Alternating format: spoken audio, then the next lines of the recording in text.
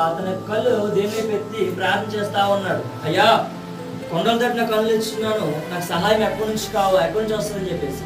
మీరు కూడా మీ జీవితంలో మీ బిడ్డల కోసం మీరు సహాయం కోసం ఎదురు చూస్తూ ఉన్నట్టు దేవుణ్ణి అడిగే స్వభావం కలిగి ఉంటారు. మన తల్లిదండ్రులు కానీ మన కుటుంబ కానీ అడగచ్చు, కానీ ముందు మన దేవుణ్ణి అడిగే స్వభావం కలిగి ఉండాలి. అందుకే దావీదు చెప్తా ఉన్నాడు, కొండలతో నాకు కళ్ళనిచ్చున్నాను, నాకు సహాయం ఎక్కడి నుండి వచ్చును, యెహోవా వలన నాకు సహాయం కలుగును. ఆయన భూమి ఆకాశం సృజించిన వాడు, ఆయన నీ పాదము తొట్టులో నీయుడు. మొట్టమొదటిగా తల్లిదండ్రులుగా మీరు ప్రార్థన చేసిన తర్వాత ఆ యొక్క ప్రార్థన మన యొక్క బిడ్డల్ని కాస్తుంది. లోకంలో వారు చెప్తా ఉంటారు, మనం చేసే మంచి మన బిడ్డల్ని కాస్తుంది అంటారు. అలాగే మనం చేసే ప్రార్థన మన యొక్క బిడ్డలకి కాపుదల వస్తూ ఉంటుంది.